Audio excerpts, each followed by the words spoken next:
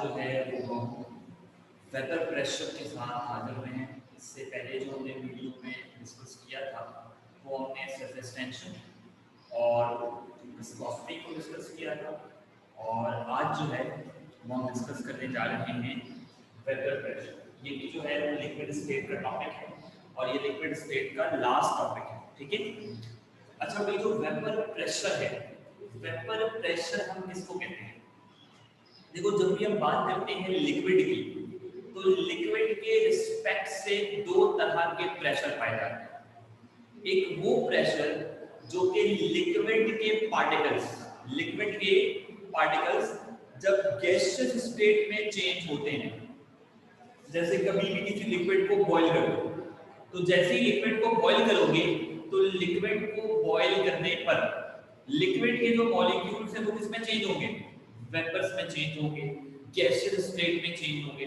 तो जब वो वेपर्स में चेंज होंगे, तो जैसे ही वो वेपर्स में चेंज होंगे तो वेपर जो है वो क्या लगाता है? एटमॉस्फेयर पर एक प्रेशर लगा रहा है। जो भी हमारे पास वेपर है वो वेपर क्या लगा रहा होता है? एटमॉस्फेयर पर प्रेशर लगा रहा है। अब ये प्रेशर कैसे लगाता है?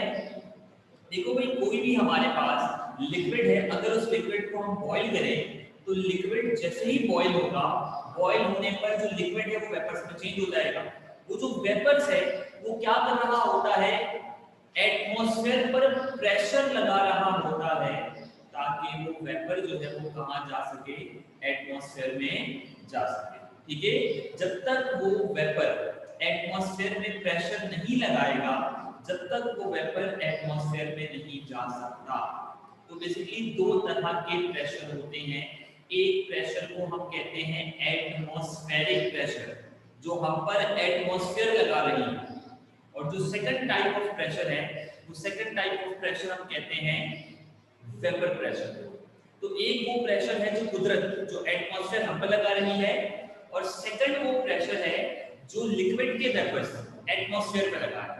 यानी ऊपर से जो नीचे प्रेशर लग रहा है लिक्विड पर वो एटमॉस्फेरिक प्रेशर है, और जो नीचे लिक्विड मौजूद है, इस लिक्विड के वेपर जो प्रेशर लगा रहे हैं, इस प्रेशर को हम क्या कहते हैं? वेपर प्रेशर कहते हैं, ठीक है। तो बेसिकली वेपर प्रेशर जो है ये वो प्रेशर है जो कौन लगाएगा? लिक्विड के वो वेपर्स लगाएंगे। जब लिक्विड को बॉईल करोगे तो लिक्विड किसमें चेंज हो रहा होगा? वेपर्स में चेंज हो रहा होगा। ये वेपर्स एटमॉस्फेयर में जो भी प्रेशर लगाएंगे वो प्रेशर क्या कहलाता है?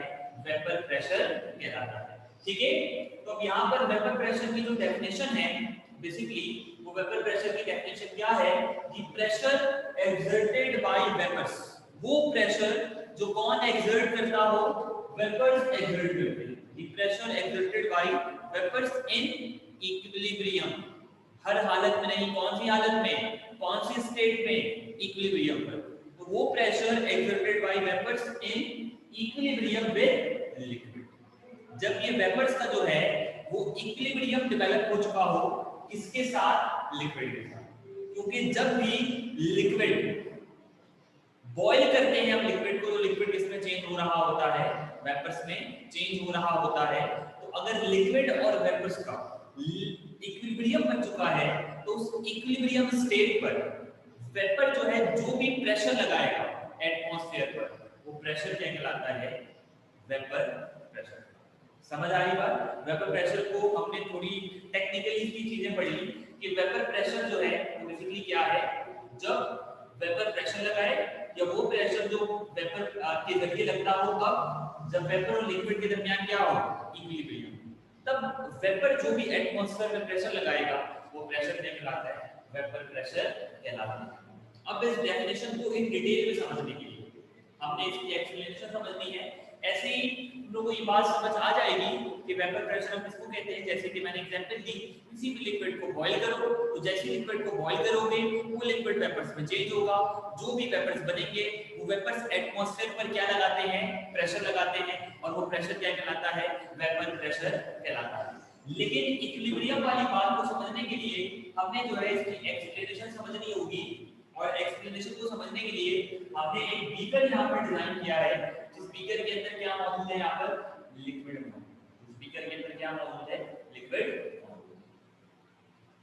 अब जब हम इस लिक्विड को हीट करेंगे तो लिक्विड को जैसे ही हमने हीट प्रोवाइड की, तो लिक्विड को जैसे ही हम हीट प्रोवाइड करेंगे, जो लिक्विड के पार्टिकल्स हैं वो वेपर्स की फॉर्म में चेंज होंगे, और यहाँ पे कौन सा प्रोसेस होगा, एवापोरेशन का प्रोसेस।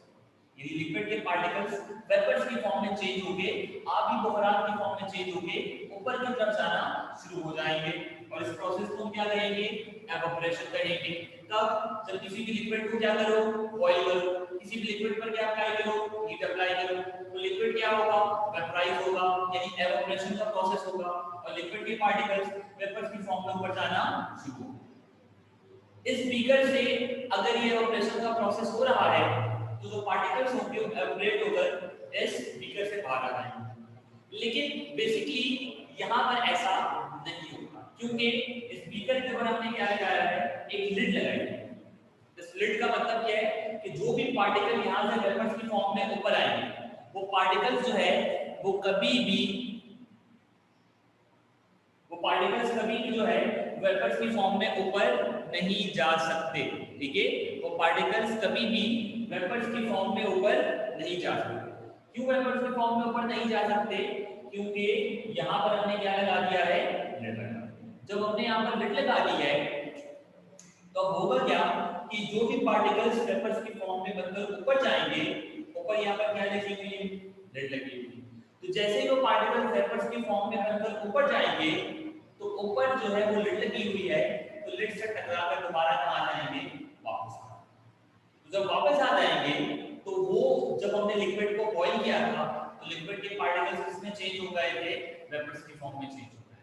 जब वो वेपर्स की फॉर्म में चेंज हो गए, वेपर्स की फॉर्म में चेंज होने के बाद जो लिड थी, उस लिड से टकराने के बाद वो दोबारा कहाँ आ गए, जब वो वापस आएंगे, तो वो वेपर्स दोबारा किसमें शामिल हो जाएंगे, लिक्विड में शामिल हो जाएंगे, और दोबारा क्या बन जाएंगे, लिक्विड बन जाएंगे। तो जब कोई भी वेपर यानी कोई भी गैस लिक्विड बन जाए, तो लिहाजा वो प्रोसेस क्या कहलाता है, कंडेंसेशन। वो प्रोसेस क्या कहलाता है, कंडेंसेशन कहलाता है। तो क्या होगा, यहाँ पर हमने हीट अप्लाई की, जैसे हमने हीट अप्लाई करने से क्या होगा, मॉलिक्यूल्स की मूवमेंट बढ़ेगी लिक्विड की।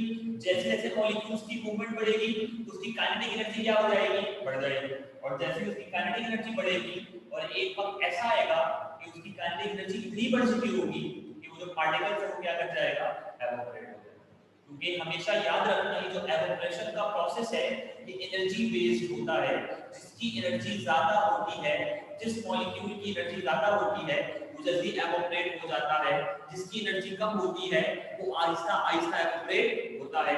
तो यहाँ पर जब हम लिक्विड को क्या करेंगे, हीट देंगे, तो हीट देने की वजह से पार्टिकल्स यहाँ पर क्या होंगे, मूव होंगे। जब पार्टिकल्स यहाँ पर मूव होंगे, तो कौन सी एनर्जी जनरेट होगी, काइनेटिक एनर्जी जनरेट होगी।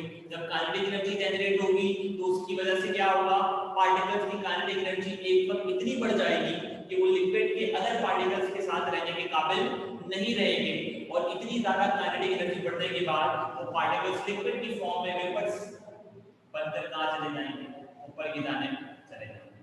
और जब लिक्विड के पार्टिकल्स ऊपर की जानिब चले जाएंगे, उस प्रोसेस को क्या कह रहे होते हैं, एवापोरेशन कह रहे होते हैं। लेकिन यहाँ पर हमने क्या लगाया हुआ है, एक लिड लगाई हुई है। जब हमने यहाँ पर एक लिड लगाई हुई है, तो वेपर्स के पार्टिकल्स ऊपर से टकराने के बाद दोबारा कहाँ जाएंगे, वापस आ जाएंगे, और जब वो वेपर वापस आएंगे, तो दोबारा किसमें शामिल हो जाएंगे, लिक्विड में शामिल हो जाएंगे, और दोबारा क्या बन जाएंगे, लिक्विड बन जाएंगे।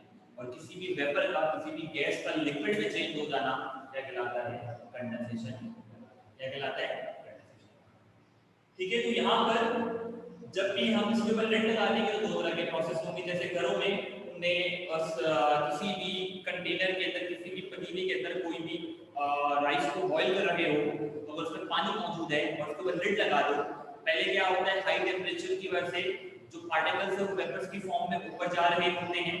लेकिन तुमने चूंकि लिड लगा दी है, तो ऊपर लिड से टकराने के बाद दोबारा वो कहाँ जाते हैं, नीचे, यानी लिक्विड की फॉर्म में दोबारा चेंज हो जाते हैं। उस लिड को, उस ढकने को जब उठाकर तुम देखोगे, पूरे पार्टिकल जो है ऊपर से ड्रॉप नीचे पे गिरता हुआ तुम्हें नजर आ रहा होगा। इट मींस कि वो कौन से पार्टिकल्स हैं, ये वो पार्टिकल हैं जो लिक्विड से किस फॉर्म में चेंज हो गए थे, वेपर्स की फॉर्म में चेंज हो गए थे। लेकिन चूंकि हमने ऊपर लिड लगाई हुई थी, तो लिड लगाने की वजह से ये पार्टिकल वेपर्स की फॉर्म से दोबारा किसमें चेंज हो गए, लिक्विड की फॉर्म में चेंज हो गए। और क्या हो गया ये लिक्विड, क्या हो गया ये वेपर कंडेंस।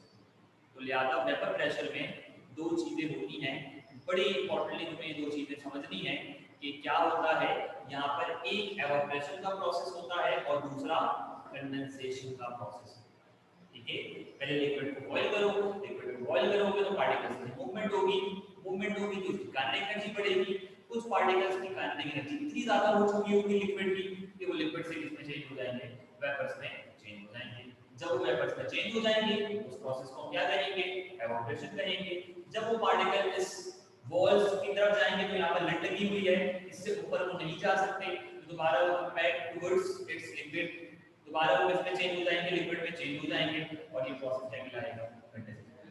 फिर इसको हीट मिलेगी, फिर कुछ पार्टिकल क्या होंगे, यहाँ से एवापोरेट होंगे, ऊपर जाएंगे, दोबारा कहाँ जाएंगे, कंडेंस होकर वापस लिक्विड में फॉर्म करेंगे। तो ये प्रोसेस चलता रहेगा और उस वक्त तक चलता रहेगा जब तक जिस रफ्तार से लिक्विड गैस में चेंज हो रहा है, जिस रफ्तार से लिक्विड वेपर में चेंज हो रहा है, अगर उसी रफ्तार से वेपर्स भी लिक्विड में चेंज होना शुरू हो जाए, यानी इसको बॉईल करते हम जा रहे हैं, हर बॉईल करने पर हर मिनट में 10 पार्टिकल जो है वो लिक्विड से किसमें चेंज हो रहे हैं, वेपर्स में चेंज, और हर मिनट में 10 पार्टिकल ही वेपर से किसमें दोबारा चेंज हो जा रहे हैं, लिक्विड में।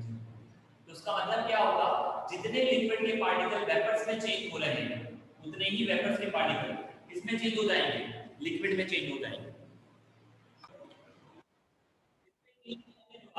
लिक्विड में चेंज हो जाएंगे। तो इस तरह से होगा क्या कि अगर एक मिनट में 10 पार्टिकल लिक्विड के वेपर्स में चेंज हो रहे हैं तो उसी एक मिनट में 10 वेपर्स के पार्टिकल लिक्विड में क्या हो जाएंगे, चेंज हो जाएंगे। ये एक वक्त ऐसा आएगा कि जब ऐसा होगा, क्या होगा, क्योंकि लिक्विड चेंज हो रहा है वेपर्स में, वेपर्स ऊपर वाले लिड से टकराने के बाद दोबारा लिक्विड में चेंज हो रहा है। एक वक्त ऐसा जरूर आएगा जब जिस रफ्तार से लिक्विड वेपर में चेंज हो रहा है उसी रफ्तार से वेपर भी किसमें चेंज होना शुरू हो जाए, लिक्विड में चेंज होना शुरू हो जाए। तो यहाँ पर अगर एक मिनट में 10 लिक्विड के पार्टिकल वेपर्स में चेंज हो रहे हैं तो उस एक ही मिनट में 10 वेपर के पार्टिकल दोबारा किसमें चेंज हो जाए, लिक्विड में चेंज हो जाए। और किसी भी लिक्विड को वेपर में चेंज होने का जो प्रोसेस है वो क्या कहलाता है, एवापोरेशन कहलाता है। किसी भी लिक्विड का वेपर में चेंज होने का प्रोसेस क्या कहलाता है, एवापोरेशन कहलाता है। तो अगर हम लिक्विड को वेपर्स में चेंज कर रहे हैं तो ये प्रोसेस क्या है, एवापोरेशन। और अगर हम ये बात करें कि लिक्विड किस रफ्तार से वेपर में चेंज हो रहा है तो लिहाजा ये प्रोसेस क्या कहलाएगा, रेट ऑफ एवापोरेशन। एवापोरेशन की रफ्तार क्या है, किस रफ्तार से कोई भी लिक्विड किसमें चेंज हो रहा है, वेपर में चेंज हो रहा है। और अगर कोई भी वेपर लिक्विड में चेंज होता है तो ये प्रोसेस क्या कहलाता है, कंडेंसेशन कहलाता है। ये प्रोसेस क्या कहलाता है, कंडेंसेशन कहलाता है। तो अगर हम ये बात करें कि कोई भी वेपर किस रफ्तार से लिक्विड में चेंज हो रहा है तो लिहाजा इसको हम क्या कहेंगे, रेट ऑफ कंडेंसेशन। इसको हम क्या कहेंगे, रेट ऑफ कंडेंसेशन। तो यहाँ पर तुम्हें एक इक्वेशन नजर आएगी जहाँ पर लिक्विड किसमें चेंज हो रहा है, वेपर में, और वेपर दोबारा किसमें चेंज हो रहा है, लिक्विड। ये प्रोसेस क्या है, रिवर्सिबल प्रोसेस। और जहां कहीं पे रिवर्सिबल प्रोसेस हो वहां पे कौन सी स्टेट आती है, इक्विलिब्रियम स्टेट आती है। तो यहाँ पर लिक्विड किसमें चेंज हो रहा है, वेपर्स में, वेपर दोबारा किसमें चेंज होगा, लिक्विड में, लिक्विड किसमें चेंज हो रहा है, वेपर में, वेपर दोबारा किसमें चेंज होगा, लिक्विड में। ऐसे करते करते कौन सी स्टेट आ जाएगी, वो स्टेट जहां पर जिस रफ्तार से लिक्विड वेपर में चेंज हो रहा है उसी रफ्तार से वेपर में किसमें चेंज होना शुरू हो जाए, लिक्विड में चेंज होना शुरू हो जाए। लिक्विड का वेपर में चेंज होना क्या कहलाता है, एवापोरेशन। जो रेट ऑफ एवापोरेशन है वो किसके बराबर हो जाए, जिस रफ्तार से वेपर लिक्विड में चेंज हो रहा है, वेपर का लिक्विड में चेंज होना क्या कहलाता है, कंडेंसेशन। तो रेट ऑफ कंडेंसेशन के बराबर हो जाए कौन, रेट ऑफ एवापोरेशन। जिस रफ्तार से लिक्विड वेपर्स के फॉर्म में चेंज हो रहा है, यानी जो उसकी रेट ऑफ एवापोरेशन है वो किसके इक्वल हो जाए, उसके इक्वल हो जाए कि जिस रफ्तार से वो वेपर किसमें चेंज हो रहा है, लिक्विड में चेंज हो रहा है, यानी रेट ऑफ कंडेंसेशन के इक्वल हो जाए। रेट ऑफ एवापोरेशन का मतलब समझ आ गया, जिस रफ्तार से कोई भी लिक्विड किसमें चेंज हो रहा हो, वेपर में चेंज हो रहा हो, वो रफ्तार क्या कहलाती है, रेट ऑफ एवापोरेशन। और जिस रफ्तार से कोई भी वेपर लिक्विड की फॉर्म में चेंज हो रहा हो वो रफ्तार क्या कहलाती है? रेट ऑफ कंडेंसेशन कहलाती है। तो यहाँ पर जिस रफ्तार से लिक्विड वेपर में चेंज हो रहा है, अगर उसी रफ्तार से वेपर भी लिक्विड में चेंज होना शुरू हो जाए तो वो स्टेट क्या कहलाती है? इक्विलिब्रियम स्टेट कहलाती है। वो स्टेट क्या कहलाती है? इक्विलिब्रियम स्टेट कहलाती है। कौन सी स्टेट? जिस रफ्तार से लिक्विड वेपर्स में चेंज हो रहा है उसी रफ्तार से वेपर किसमें चेंज होना शुरू हो जाए? लिक्विड में चेंज होना शुरू हो जाए। यानी जो रेट ऑफ एवोपरेशन है लिक्विड की वेपर में चेंज होने की रफ्तार, वो किसके इक्वल हो जाए? रेट ऑफ कंडेंसेशन के वेपर के लिक्विड में चेंज होने की रफ्तार के इक्वल हो जाए तो वो स्टेट क्या कहलाएगा? Equilibrium state.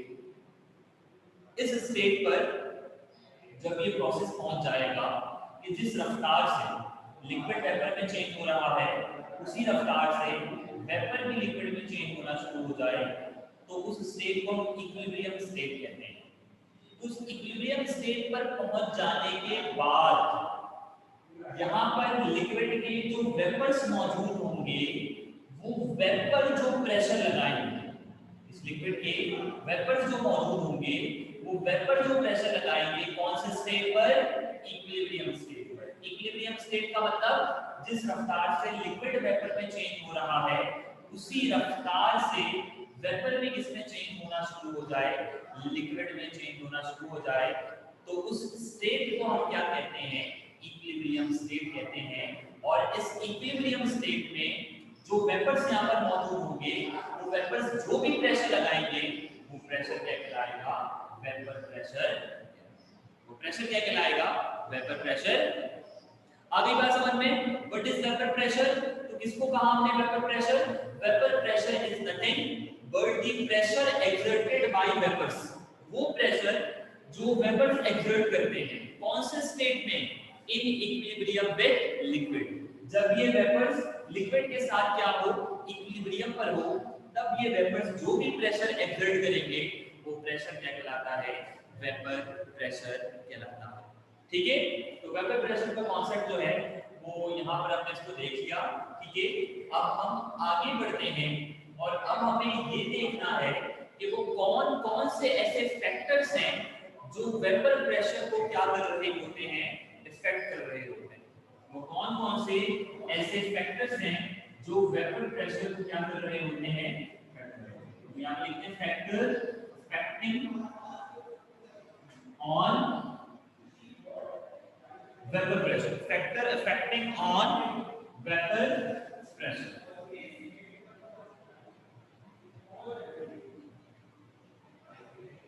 Factor affecting on vapour pressure. सबसे पहला जो फैक्टर है वो जो है वो यकीनन क्या होगा? टेम्परेचर। टेम्परेचर जो है वो क्या कर रहा होता है? वेपर प्रेशर को क्या कर रहा होता है? चेंज कर रहा होता है। सेकंड जो हमारे पास है वो टेम्परेचर के बाद वो है nature of liquid. Nature of liquid की वजह से भी वेपर प्रेशर जो है वो क्या हो रहा होता है? इफेक्ट हो रहा होता है। And third one is intermolecular forces. Third one is intermolecular. तो ये तीन चीजें हैं और इन तीनों चीजों को हम डिस्कस करते हैं। ये तीनों चीजें किस तरह जो है वो वेपर प्रेशर को क्या कर रही होती हैं? इफेक्ट कर रही होती हैं। सबसे पहले हमें जो है वो ये देखना है वेपर प्रेशर को इफेक्ट करते हैं। उनमें तीन फैक्टर्स हैं जैसे कि हमने लिखा temperature, nature of liquid and intermolecular forces. ये तीन वो फैक्टर्स हैं जो वेपर प्रेशर को क्या कर रहे होते हैं? इफेक्ट कर रहे होते हैं। अब सबसे पहले जो हमें डिस्कस करना है वो डिस्कस करना है हमें नेचर ऑफ लिक्विड। तो नेचर ऑफ लिक्विड जो है ये वो फर्स्ट फैक्टर है जो क्या करता है? वेपर प्रेशर को इफेक्ट करता है। तो वेपर प्रेशर को अफेक्ट करने के लिए जो नेचर ऑफ लिक्विड है, this is the first factor जो क्या करता है, वेपर प्रेशर को इफेक्ट करता है। नेचर ऑफ लिक्विड का मतलब क्या होता है? Nature of liquid is nothing but the boiling point of their liquid. जिस लिक्विड का बॉइलिंग पॉइंट ज्यादा उसकी नेचर अलग, जिस लिक्विड का बॉइलिंग पॉइंट कम उसकी नेचर। तो यहां पर जिस भी लिक्विड का बॉइलिंग पॉइंट लो होता है, हैविंग लो बॉइलिंग पॉइंट, जिस भी लिक्विड का बॉइलिंग पॉइंट कम होगा, याद रखना उसका वेपर प्रेशर हमेशा ज्यादा होगा। जिस भी लिक्विड का बॉइलिंग पॉइंट कम होगा उसका वेपर प्रेशर हमेशा क्या होगा, ज्यादा होगा। जिस भी लिक्विड का बॉइलिंग पॉइंट कम होगा उसका वेपर प्रेशर हमेशा ज्यादा होगा।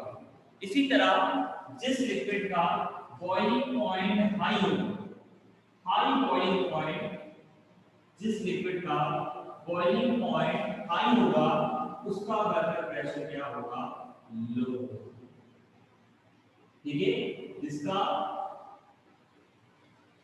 बॉइलिंग पॉइंट हाई होगा उसका वेपर प्रेशर क्या होगा, लो होगा, और जिसका बॉइलिंग पॉइंट लो होगा उसका वेपर प्रेशर क्या होगा, हाई होगा। तो लो बॉइलिंग पॉइंट का मतलब वेपर प्रेशर क्या होगा, हाई होगा, और हाई बॉइलिंग पॉइंट का मतलब वेपर प्रेशर क्या होगा, लो। तो ये बात हमेशा याद रखना, वो लिक्विड जिसका बॉइलिंग पॉइंट बहुत कम होता है उनका वेपर प्रेशर क्या होता है, ज्यादा होता है। असल में किसी भी लिक्विड का बॉइलिंग पॉइंट कम होता ही इस वजह से है क्योंकि उसका वेपर प्रेशर होता है, और किसी भी लिक्विड का बॉइलिंग पॉइंट हाई होता ही इस वजह से है क्योंकि उसका वेपर प्रेशर क्या होता है, लो होता है, कम होता है। जब भी वो बहुत हाई टेम्परेचर पर जाकर क्या हो रहा होता है, बॉइल हो रहा होता है। तो आगे डिटेल में पढ़ेंगे कि क्यों जो है वो लो बॉइलिंग पॉइंट वाले लिक्विड का वेपर प्रेशर हाई होता है और हाई बॉइलिंग पॉइंट वाले लिक्विड का वेपर प्रेशर लो होता है। अभी ये जितना समझ लो कि नेचर ऑफ लिक्विड पर कौन डिपेंड करता है, वेपर प्रेशर डिपेंड करता है। जिसका बॉइलिंग पॉइंट लो उसका वेपर प्रेशर हाई, और जिसका वेपर प्रेशर लो उसका बॉइलिंग पॉइंट। ठीक है, अच्छा अब जो है वो हमें सेकंड फैक्टर को डिस्कस करना है, और जो हमारे पास सेकंड फैक्टर है वो है टेम्परेचर। टेम्परेचर जो है वो हमारे पास सेकंड फैक्टर है, और टेम्परेचर में ही इंटरमॉलिक्यूलर फोर्स होता है।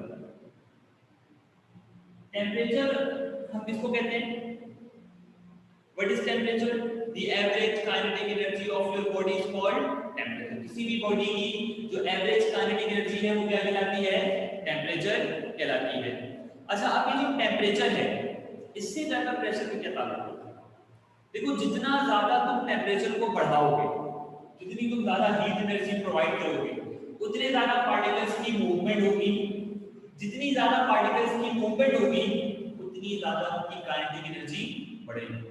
उतनी ज्यादा अगर उनकी काइनेटिक एनर्जी बढ़ेगी तो एक वक्त ऐसा आएगा कि इतनी ज्यादा काइनेटिक एनर्जी बढ़ चुकी होगी उन मॉलिक्यूल्स की कि वो मॉलिक्यूल्स, कुछ मॉलिक्यूल्स अब लिक्विड में रहने के काबिल नहीं होंगे, बल्कि वो इसमें चेंज हो जाएंगे, वेपर्स में चेंज हो जाएंगे। और एट वंस वो वेपर्स में चेंज हो गए तो वो क्या लगाना शुरू कर देंगे, वेपर प्रेशर लगाना शुरू कर देंगे। तो किसी भी लिक्विड का जितना टेम्परेचर ज्यादा होगा उतने ज्यादा वेपर्स बनेंगे, जितने ज्यादा वेपर्स बनेंगे तो उतना ज्यादा क्या होगा, वेपर प्रेशर। तो टेम्परेचर जो है वो क्या है, temperature is directly proportional to vapour pressure. Temperature क्या है, Vp का मतलब समझ आ रहा है, वेपर प्रेशर, और T का मतलब टेम्परेचर। टेम्परेचर डायरेक्टली प्रोपोर्शनल है किसके, वेपर प्रेशर। तो टेम्परेचर को बढ़ाते जाओ मॉलिक्यूल्स की मूवमेंट बढ़ती जाएगी, मॉलिक्यूल्स की मूवमेंट बढ़ती जाएगी, उसकी काइनेटिक एनर्जी बढ़ती जाएगी, और एक वक्त ऐसा आएगा कि काइनेटिक एनर्जी इतनी बढ़ चुकी होगी कि वो पार्टिकल्स दूसरे लिक्विड के साथ रहने के काबिल नहीं रहेंगे, बल्कि वो वहां से क्या कर जाएंगे, एस्केप कर जाएंगे और वेपर्स की फॉर्म में चेंज हो जाएंगे। जब वो वेपर्स की फॉर्म में चेंज हो जाएंगे तब जो वो जाकर प्रेशर लगाएंगे वो कौन सा प्रेशर होगा, वेपर प्रेशर। तब वो कौन सा प्रेशर होगा, वेपर प्रेशर। तो लिहाजा यहाँ पर जितना ज्यादा टेम्परेचर वेपर प्रेशर उतना ज्यादा, जितना कम टेम्परेचर उतना कम क्या होगा, वेपर प्रेशर। ठीक है, अच्छा भाई अब जो है वो हमें टेम्परेचर के बाद लास्ट फैक्टर हमें डिस्कस करना है और वो है हमारे पास इंटरमॉलिक्यूलर फोर्सेस। वो हमारे पास क्या है? इंटरमॉलिक्यूलर। जैसे कि मैंने तुम लोगों को ये बात बताई थी कि हर लिक्विड के दरमियान क्या मौजूद होते हैं? Particle to particle intermolecular attraction मौजूद होते हैं लिक्विड के अंदर। ये एक पार्टिकल है, ये दूसरा पार्टिकल है, इन दो पार्टिकल के दरमियान क्या मौजूद होगा? एक फोर्स मौजूद होगी और उस फोर्स को हम क्या कहेंगे? इंटरमॉलिक्यूलर फोर्स या इंटरमॉलिक्यूलर फोर्स ऑफ अट्रैक्शन कहेंगे, जो एक दूसरे को अपनी जाने क्या कर रहे होंगे? अट्रैक्ट कर रहे होंगे।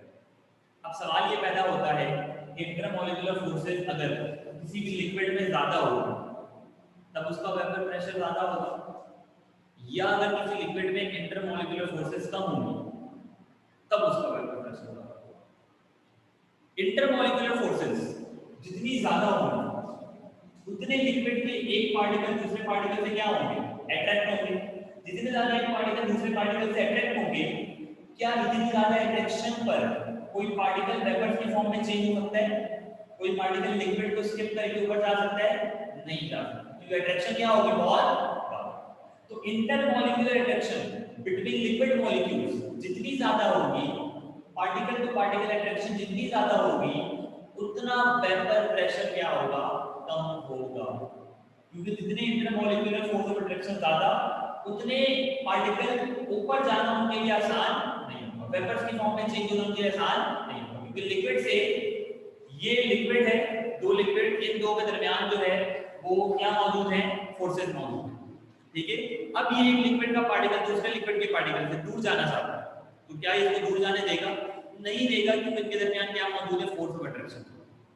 अब अगर ये पार्टिकल तो इस तरह से मौजूद है और ये पार्टिकल इसके ऊपर वेपर्स की फॉर्म में जाना चाहता है, जो कि इंटरमॉलिक्यूलर अट्रैक्शन ज्यादा है, तो वेपर्स की फॉर्म में वो नहीं जा सकता। जब वो वेपर्स की फॉर्म में नहीं जा सकता, तो जब तक कोई भी लिक्विड वेपर की फॉर्म में चेंज नहीं होगा, तो वहां पर वेपर प्रेशर भी अप्लाई नहीं होगा।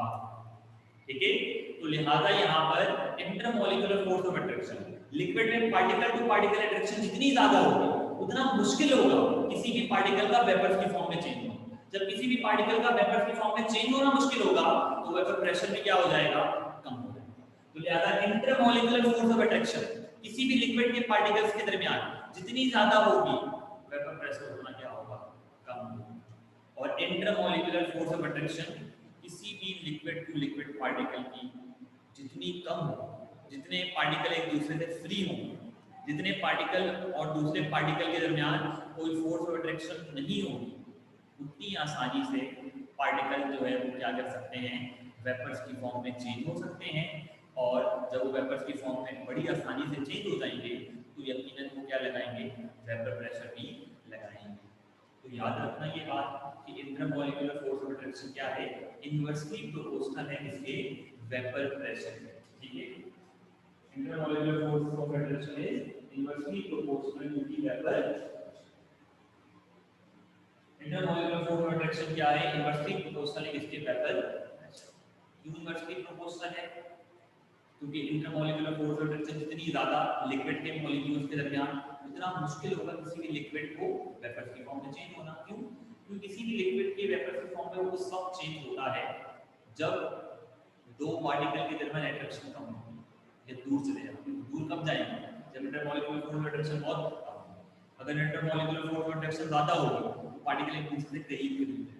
जब पार्टिकल एक दूसरे से करीब रहेंगे, तो बासानी पार्टिकल वेपर्स की फॉर्म में चेंज नहीं हो सकते। जब वेपर्स की फॉर्म में चेंज नहीं हो सकते, तो वेपर प्रेशर भी कोई खास नहीं लगा सकता। इंटरमॉलिक्यूलर फोर्स ऑफ अट्रैक्शन जितनी ज्यादा, वेपर प्रेशर उतना, और पार्टिकल टू पार्टिकल अट्रैक्शन यानी इंटरमॉलिक्यूलर फोर्स ऑफ अट्रैक्शन जितनी कम, उतनी आसानी से कोई भी लिक्विड वेपर्स की फॉर्म में चेंज होगा, और जितनी आसानी से कोई भी लिक्विड वेपर्स की फॉर्म में चेंज होगा, उसका वेपर प्रेशर भी क्या होगा? उतना ज्यादा होगा।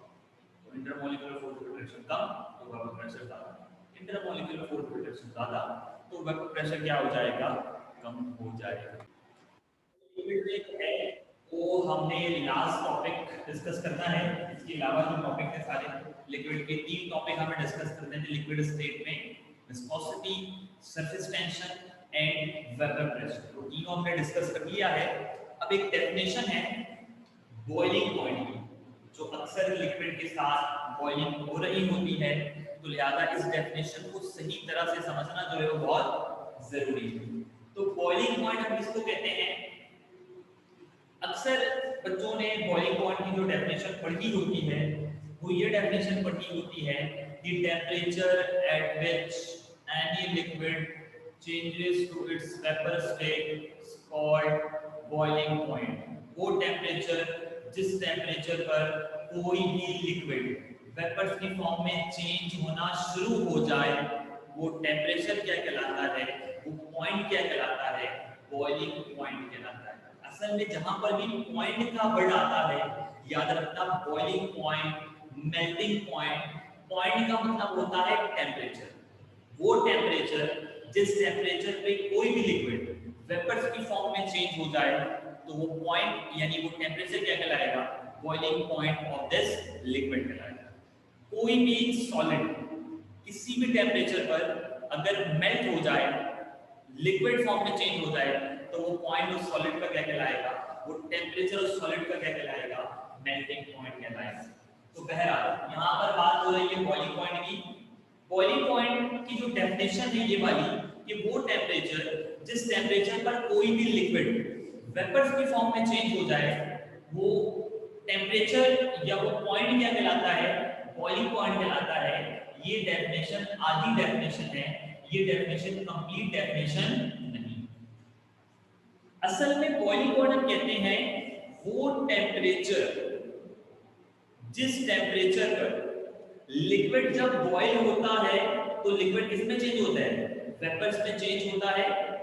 तो वेपर में जब भी कोई भी लिक्विड चेंज होगा तो वेपर कौन से प्रेशर लगाता है, वेपर प्रेशर लगाता है। तो मैंने अभी ये जिक्र किया था कि दो तरह के प्रेशर जो है विद रिस्पेक्ट टू लिक्विड लग रहे होते हैं।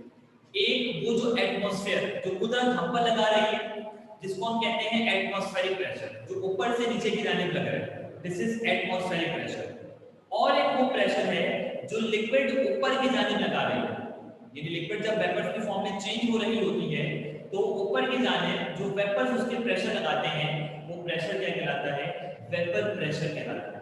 तो दो तरह के लिक्विड, दो तरह के प्रेशर होते। एक वो प्रेशर जो ऊपर से कुदरत हम पर लगा रही है वो एटमॉस्फेरिक प्रेशर है, और एक वो प्रेशर जो प्रेशर कोई भी लिक्विड जब वेपर्स की फॉर्म में चेंज होता है तो लगा रहा होता है, वो प्रेशर क्या कहलाता है, वेपर प्रेशर कहलाता है।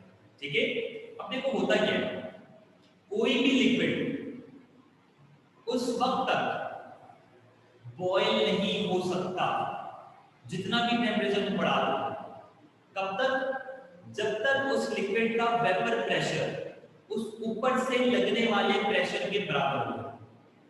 ऊपर से जितना प्रेशर लग रहा है अगर लिक्विड के वेपर्स उस प्रेशर के इक्वल हो चुके तभी वो जो वेपर्स हैं वो एवोपरेट हो सकते हैं।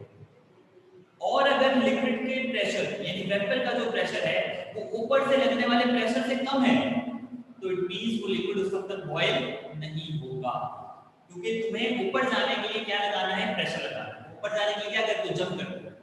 क्यों नहीं जंप कर पाते हो, क्योंकि तुम्हारा जो प्रेशर है वो ऊपर से लगने वाले प्रेशर के एटमॉस्फेरिक प्रेशर से क्या है, कम है।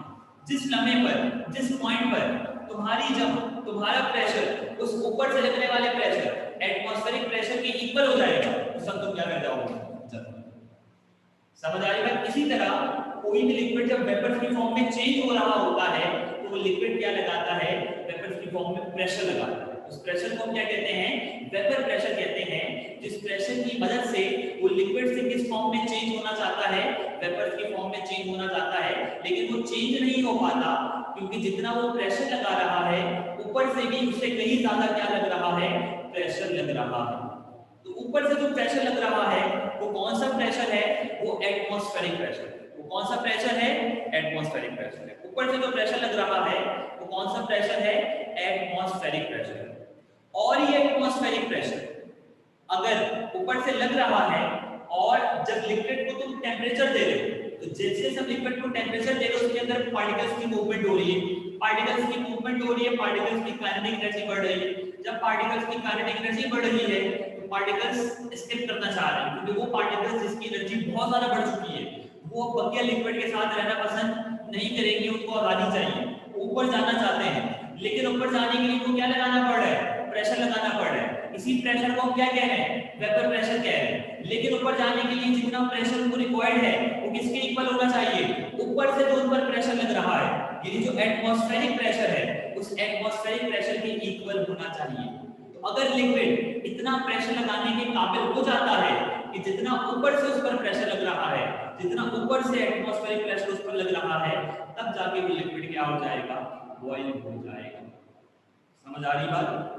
एटमॉस्फेयर जो है वो जो प्रेशर लगाता है at the surface of the earth की सतह पर, पूरी दुनिया पे कहीं भी चले जाओ तो प्रेशर कुदरत की जानिब से लग रहा है वो 1 एटमॉस्फेरिक 1 atm का प्रेशर होता है। इसका मतलब क्या हुआ, इसका मतलब ये हुआ कि अगर तुम्हें किसी भी लिक्विड को बॉयल करना है तो उस लिक्विड को तुम्हें इतना टेम्परेचर देना होगा कि जिस टेम्परेचर पे पार्टिकल की मूवमेंट इतनी ज्यादा बढ़ जाए कि इतनी ज्यादा बढ़ जाने के बाद वो इतना प्रेशर लगा सके, जिसको वेपर प्रेशर कहते हैं, कि वो प्रेशर किसके इक्वल हो जाए, उस ऊपर से लगने वाले प्रेशर के इक्वल। तो कुदरत जो ऊपर प्रेशर लगा रही है at the surface of the earth, वो कितना प्रेशर है, 1 atm यानी 1 एटमॉस्फेरिक प्रेशर का प्रेशर है। अगर इतना प्रेशर तुम्हारा लिक्विड भी लगाने के काबिल हो जाता है यानी 1 atm, तब तो वो लिक्विड क्या हो जाएगा, बॉयल हो जाएगा। लेकिन अगर तुम्हारा लिक्विड इतना प्रेशर नहीं लगा रहा है, इससे थोड़ा सा भी कम प्रेशर लगा रहा है, तो वो लिक्विड बॉयल नहीं हो सकता, तो उसको जितनी हीट दे। समझ आ रही बात। तो हीट देने से क्या होता है, वेपर प्रेशर इंक्रीज होता है। अभी हमने पढ़ा था टेम्परेचर बढ़ाते जाओगे वेपर प्रेशर बढ़ता जाएगा, टेम्परेचर कम करते जाओगे वेपर प्रेशर कम होता जाएगा। तो जैसे ही हम टेम्परेचर को बढ़ाएंगे क्या होगा, वेपर प्रेशर बढ़ेगा, और एक वक्त ऐसा आएगा कि इतना वेपर प्रेशर बन चुका होगा जितना एटमॉस्फेयर हम पर क्या लगा रहा है, प्रेशर लगा रहा है। तो अगर तुम्हारे लिक्विड का वेपर प्रेशर ऊपर से लगने वाले प्रेशर के इक्वल हो जाए, तो ये वो पॉइंट होगा जिस पॉइंट पर वो लिक्विड क्या होना शुरू हो जाएगा, बॉयल होना शुरू हो जाएगा। असल में जो हम टेम्परेचर प्रोवाइड कर रहे होते हैं वो किस लिए प्रोवाइड कर रहे होते हैं, ताकि लिक्विड का वेपर प्रेशर किसके इक्वल हो जाए, उस ऊपर से कुदरत की जानिब से एटमॉस्फेयर से लगने वाले प्रेशर, जिसको हम एटमॉस्फेरिक प्रेशर कहते हैं, उस एटमॉस्फेरिक प्रेशर के इक्वल हो जाए। तो अगर तुम्हारे लिक्विड से लगने वाला प्रेशर उस एटमॉस्फेरिक प्रेशर के इक्वल हो जाता है, तो समझ लेना कि लिक्विड क्या हो चुका है, बॉयल होना स्टार्ट हो चुका है। ठीक है। और अगर तुमने टेम्परेचर तो प्रोवाइड किया लेकिन लिक्विड ने इतना प्रेशर नहीं बनाया कि वो प्रेशर उस एटमॉस्फेयर के बराबर हो जाए, तो इट मींस कि वो लिक्विड जो है वो बॉयल नहीं होगा। ठीक है। यही वजह है कि जैसे जैसे तुम ऊपर से चले जाते हो जमीन से ऊपर, वैसे वैसे वाटर का बॉइलिंग पॉइंट क्या होता जाता है, कम होता जाता है। क्योंकि यहाँ पर एटमॉस्फेरिक प्रेशर कितना है सरफेस ऑफ द अर्थ पर, 1 atm। 1 atm का मतलब ये है कि 1 atm प्रेशर एटमॉस्फेयर के ऊपर लगा रही है। अगर किसी भी लिक्विड को बॉईल होना है तो उसको अपना वेपर प्रेशर भी कितना बनाना पड़ेगा, 1 atm। क्योंकि जब तक लिक्विड का वेपर प्रेशर ऊपर से लगने वाले एटमॉस्फेरिक प्रेशर के इक्वल ना हो जाए, तब तक वो लिक्विड बॉयल नहीं होगा। तो अब अगर तुम क्या करते हो, हीट अप्लाई करते हो, हीट अप्लाई करने से क्या होता है, वहां पर काइनेटिक एनर्जी जनरेट होती है। काइनेटिक एनर्जी की वजह से वेपर प्रेशर बनता है, और वेपर प्रेशर बनते बनते किस प्रेशर तक पहुंच जाता है, 1 atm तक। अगर वेपर प्रेशर का प्रेशर बन जाता है तो वो एटमॉस्फेरिक प्रेशर के इक्वल हो जाएगा, और उस पॉइंट पर वो क्या होना शुरू हो जाएगा, बॉयल होना शुरू हो जाएगा। अब देखो होता क्या है, सरफेस ऑफ अर्थ पर प्रेशर कितना है, 1 atm। सरफेस ऑफ अर्थ से जैसे वो ऊपर जाएंगे प्रेशर कम होता जाएगा। तो पहाड़ों पर चले जाओ, केटू के पहाड़ों पर या फिर कराकट पर, जो वहां पर जो प्रेशर है वो कम होता है, एटमॉस्फेरिक प्रेशर। तो चूंकि वहां पर एटमॉस्फेरिक प्रेशर कम है, तो तुम्हें भी अपना वेपर प्रेशर क्या करना पड़ेगा, कम लगाना पड़ेगा, बहुत कम लगाना पड़ेगा। लेट्स सपोज यहाँ पर 1 atm है, तो केटू की पहाड़ी पर जाकर 0.8 atm प्रेशर। अब तुम्हें अपना वेपर प्रेशर 1 atm बनाने की जरूरत नहीं है, तुम्हें अपना प्रेशर कितना बनाना पड़ेगा, 0.82 बनाना पड़ेगा। क्योंकि तुम्हें हमेशा क्या करना हो, एटमॉस्फेयर के ऊपर प्रेशर लगा है, बस तुम इतना टेम्परेचर दे दो उस लिक्विड को कि उस टेम्परेचर की वजह से वो इतना प्रेशर बना ले कि जो एटमॉस्फेयर उस पर प्रेशर लगा रहा है उस प्रेशर को वो इक्वल कर सके, तो वो क्या होना शुरू हो जाएगा, बॉयल होना शुरू हो जाएगा। ये सवाल जो है वो फिजिकल क्लास में पूछ लेना, क्योंकि ये रिजल्ट की फॉर्म में भी आता है। इसको हम ये कहीं पर छोड़ दें क्योंकि इसकी डेफिनेशन भी हमें कवर करनी है। तो बॉइलिंग पॉइंट बेसिकली हम इसको कहते हैं the temperature at which the vapour pressure of any liquid become equal to the atmospheric pressure. वो टेंपरेचर, इन लिक्विड को तुमने इतना टेंपरेचर प्रोवाइड कर दिया कि उस टेंपरेचर से उसने इतना वेपर प्रेशर बना दिया कि वो वेपर प्रेशर किसके इक्वल हो गया, ऊपर से लगने वाले एटमॉस्फेरिक प्रेशर के इक्वल। अगर ये वेपर प्रेशर ऊपर से लगने वाले एटमॉस्फेरिक प्रेशर के इक्वल हो जाता है तो लिहाजा वो टेंपरेचर क्या कहलाता है, बॉइलिंग पॉइंट कहलाता है, या वो पॉइंट क्या कहलाता है, बॉइलिंग पॉइंट। तो किस पॉइंट को बॉइलिंग पॉइंट कहते हैं, वो पॉइंट जिस पॉइंट पर या वो टेंपरेचर जिस टेंपरेचर पर किसी भी लिक्विड का वेपर प्रेशर ऊपर से लगने वाले वेपर प्रेशर के क्या हो जाए, इक्वल हो जाए, वो पॉइंट या वो टेंपरेचर क्या कहलाता है, बॉइलिंग पॉइंट। ठीक है, एक चीज हमें और डिस्कस करनी है और वो है नॉर्मल बॉइलिंग पॉइंट। वो क्या है, नॉर्मल बॉइलिंग। अभी तो हमने बॉइलिंग पॉइंट डिस्कस किया। नॉर्मल बॉइलिंग पॉइंट हम कहते हैं जो जमीन की सतह पर at the surface of the earth जो प्रेशर होता है, अगर इस प्रेशर पर तुम किसी भी लिक्विड को बॉईल कर रहे हो तो वो बॉइलिंग पॉइंट क्या कहलाता है, नॉर्मल बॉइलिंग पॉइंट। और at the surface of the earth जो एटमॉस्फेयर का प्रेशर है वो कितना होता है, 1 एटमॉस्फेरिक प्रेशर होता है। तो नॉर्मल बॉइलिंग पॉइंट की definition same to same boiling point वाली होगी, बस एटमॉस्फेरिक प्रेशर से पहले क्या लगा दो, 1 एटमॉस्फेरिक प्रेशर लगा दो। क्योंकि किसी भी लिक्विड का एट द सरफेस, सॉरी किसी भी जगह पर तुम चले जाओ दुनिया में, अगर तुम सरफेस पर खड़े हो तो कुदरत तुम पर कितना प्रेशर लगा रही है, 1 एटमॉस्फेरिक प्रेशर लगा रही है। तो लिहाजा इस कंडीशन पर, इस सरफेस पर किसी भी लिक्विड को बॉईल करोगे तो लिक्विड का वेपर प्रेशर तुम्हें कितने एटमॉस्फेरिक प्रेशर के इक्वल बनाना होगा, सरफेस पर एटमॉस्फेरिक प्रेशर कितना है, 180। तो लिहाजा तुम्हें भी अपना वेपर प्रेशर किसके इक्वल बनाना होगा, 180 के इक्वल बनाना होगा। एट फर्स्ट तुम्हारा प्रेशर 180 के इक्वल हो गया, तुम्हारा लिक्विड क्या हो जाएगा, बॉयल हो जाएगा। यहाँ पर क्लास हम एंड करते हैं और ये टॉपिक थोड़ा सा मैंने डिटेल में इसलिए पढ़ाया क्योंकि ये समझने वाला टॉपिक है। अगर कोई तुम लोग की क्वेरीज हैं, कोई भी क्वेश्चंस हैं तो